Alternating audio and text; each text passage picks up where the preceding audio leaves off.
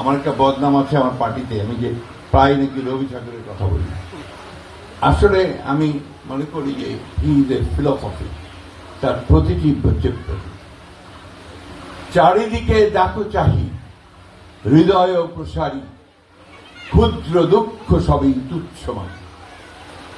হৃদয়টাকে প্রসারিত করতে হবে, চারদিকে তাকে দেখতে হবে, ভালোবাসতে হবে, মানুষকে ভালোবেসে এগিয়ে যেতে হবে।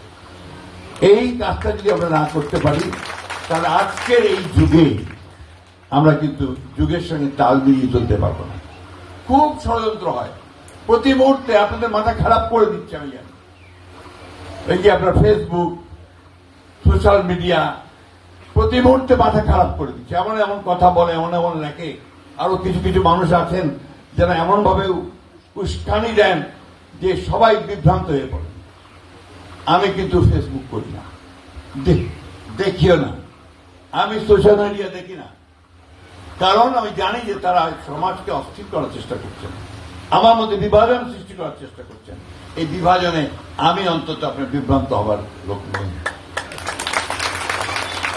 যে আমরা বিশ্বাস করি যে প্রত্যেকটা মানুষ হচ্ছে বাংলাদেশে, যা বাংলাদেশের জন্ম, তার হচ্ছে বাংলাদেশের নাগরিক, তার পুরো অধিকার আছে, সম্পূর্ণ অধিকার আছে। আপনারা কখনোই নিজেদেরকে ছোট মনে করবেন না, আউটসাইডার মনে করবেন না। আপনারা সবসময় মনে করবেন যে দিস ইজ মাই ল্যান্ড, আমার জন্মভূমি, আমার অধিকার আছে। এ ভালো মন্দ আপনার ভিতরে রাজনীতি করার অধিকার আছে, অন্য দল করবেন সে অধিকারও আছে, এটা আপনার অধিকার। আমরা এটাতে বিশ্বাস করি এবং আপনার ওই অধিকারকে রক্ষা করার জন্য প্রয়োজনে আমরা জীবন দিতেও প্রস্তুত। ওটাই হচ্ছে গণতন্ত্র। আস্থা রাখবেন, হ্যাভ ফেইথ অন আস। আমরা পারিবারিকভাবে আপনাদের সঙ্গে ছিলাম, আছি, থাকবো ভবিষ্যতে। আমার বাবা ছিলেন, আমি ছিলাম, আমার ছোট ভাই আছে, আমাদের ভবিষ্যৎ বংশধর থাকবে। কারণ আমরা কখনোই আলাদা করে চিন্তা করিনি। আমরা মনে করি আপনাদের বিপদ আমাদের বিপদ, আমার শান্তি আপনাদের শান্তি, আমার সুখ আপনাদের সুখ, এইটা চিন্তা ভাবনা করি। আমরা তখন বিভাজনের রাজনীতি আমরা এখানে করিনি।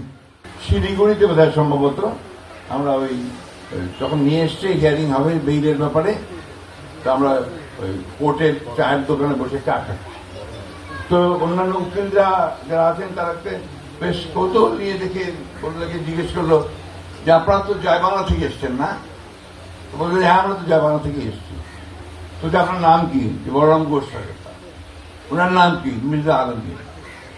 একজন তো হিন্দু, আপনার একজন মুসলমান, একসাথে ঘুরে আপনারা এক মুসলমান ছেলের বেগের জন্য এভাবে কাজ করছেন। তো বলুদা বললেন যে আমরা এই যুদ্ধটা করছি হিন্দু, মুসলমান, বৌদ্ধ, খ্রিস্টান সব একসাথে স্বাধীন বাংলাদেশের। এই সম্পর্ক ছিল, এই সম্পর্ক আছে, এখনো বিশ্বাস করি। আমি এখনো ঠাকুরকে আসলে আমি অন্তত চেষ্টা করি বলুদার বাসা একবার না একবার যাওয়ার জন্য, অবশ্যই চেষ্টা করি। সেই আন্তরের টান, আমার হৃদয়ের টান, সেটা সবসময় আছে। আমি কখনোই আপনাদেরকে আলাদা করে দেখার চেষ্টা করিনি, চিন্তাও করিনি। দুর্ভাগ্যজনকভাবে আমাদের রাজনীতি আমাদেরকে আলাদা করে দেয় মাঝে মাঝে। সেই রাজনীতি আমাদেরকে পরিহার করতে হবে।